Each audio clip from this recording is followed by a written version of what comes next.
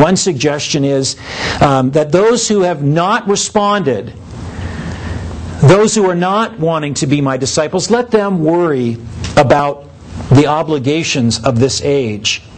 But if you're ready to drop everything, that's what you need to do. And give your life over to me. Now, it didn't mean that he abandoned his family and went to live in a monastery or something. But it meant giving Jesus first place. And later on, Jesus will say, I didn't come to bring peace. I came to bring division, where there will be brother against sister, and mother against daughter, and mother against son.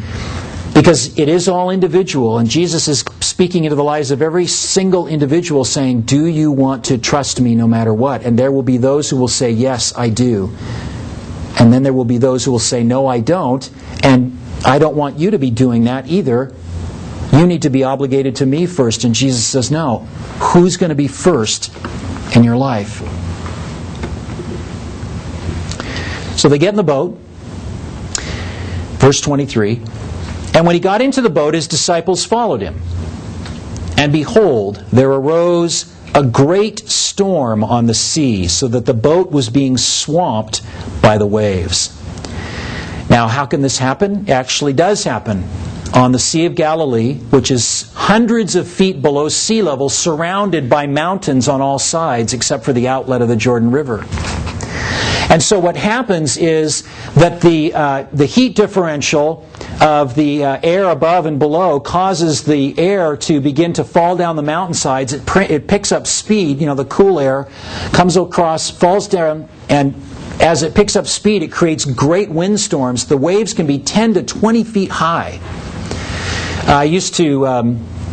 or my family actually has a cabin down in a lake in Northern California where something similar happens in the afternoons. You can be out there and it'll be just glassy calm. And then you'll turn around a couple minutes later and there'll be these waves 3 to 5 feet high, driven by the wind. And you're going, man, how am I going to get back? Well, that was probably nothing compared to this storm that happened. They were out in the middle. Nothing they could do about it. Now these men, it says,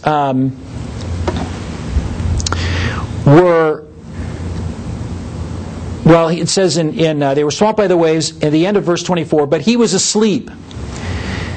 And they went and woke him, saying, save us, Lord, we are perishing. Now, these guys were experienced fishermen.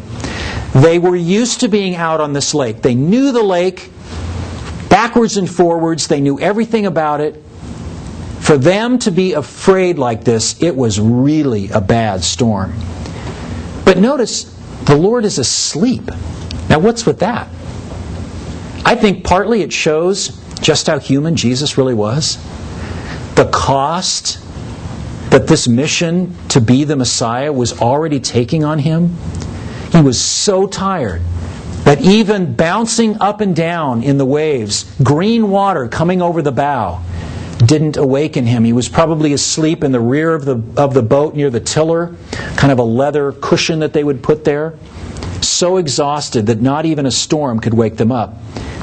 But of course the disciples could. And they said, save us, Lord, we are perishing. And he said to them, why are you afraid? And at that point they're kind of looking at him, did you not see the storm that's raging around us? Of course we would be afraid. You should be afraid too. Be afraid. Be very afraid.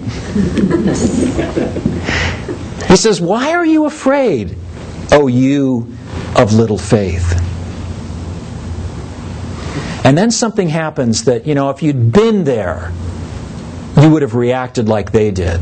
We already know how the story ends, right? So we kind of read the end into the beginning. But here you are in a boat. Have you ever been in a small boat when it's stormy? I mean really stormy. The kind where the boat comes up one side of the waves and then comes back down and goes swam like that. And then the water comes over and everybody's rushing over to bail the boat.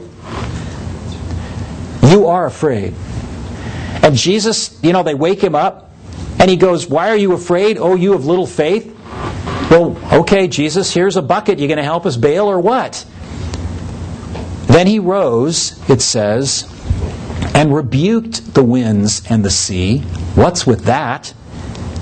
And there was a great calm. Just like flipping a switch. It goes from, the water just dies down, and all you hear is the gentle lap, lap, lap against the side of the boat.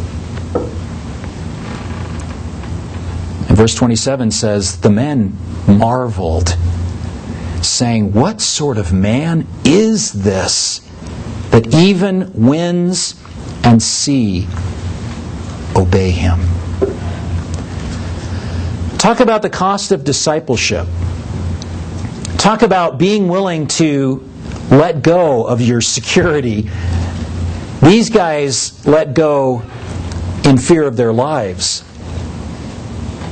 They set out on a journey, as we do as disciples of Jesus, where we too can experience very fearful things. But I want to point out something here.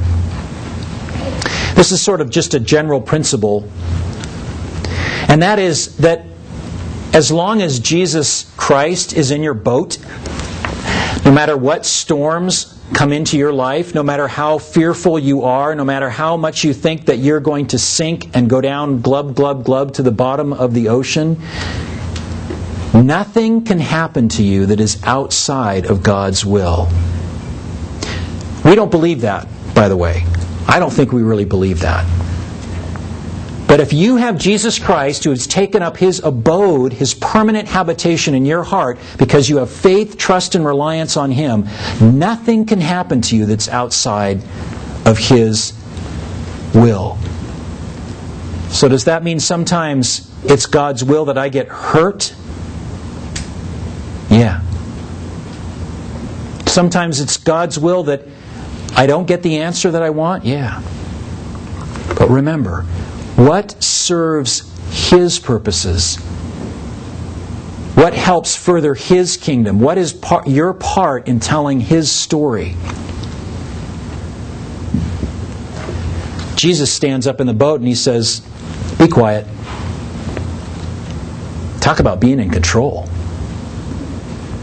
Now I'm wondering, looking at this story, based on what we're going to see here in just a second, if the enemy is not at foot again here, I don't really know how much control that the enemy has over influencing physical things like wind and waves, but surely I think the enemy did not want him to make it to the other side, because he's going to demonstrate, here he demonstrates incredible power over creation. He can just tell the wind, stop, waves, calm, and they do. The visible creation under the control of the spoken word of Jesus Christ. We're about to see the invisible world come under that exact same kind of control. What sort of man is this? Let's find out. Verse 28, and when he came to the other side, to the country of the Gadarenes, 2 demon-possessed men met him, coming out of the tombs, so fierce that no one could pass that way. Now, this is a pretty short account. It's much longer in Mark and Luke. And they refer to only one man who comes out. And maybe he was the spokesman or the spokesdemon or something like that. But here Jesus is coming to Gentile country. This is the Gadarenes, the Gerasenes. It goes by several different names. But it's Gentile country that Jesus is coming to. This is a new direction for Jesus' ministry. And these men who lived in a graveyard had scared everyone away. And when people tried to put chains on them, they would break the chains. Now, it says that they came out of the tombs down to the shore. A couple of reasons why this could have been. One, perhaps the demons were trying to scare Jesus away. We'll see some things that they do to try and take control over Jesus. But it could have been the men themselves, these poor, innocent victims who were, got to get down to the shore. This guy is here. He can help us. These guys, by the way, were triple unclean. They were demon-possessed, they were Gentiles, and they lived in a graveyard. It's kind of like 3 strikes, you're out. And yet Jesus helped them anyway. So, verse 29, behold, they cried out, what have you to do with us, O Son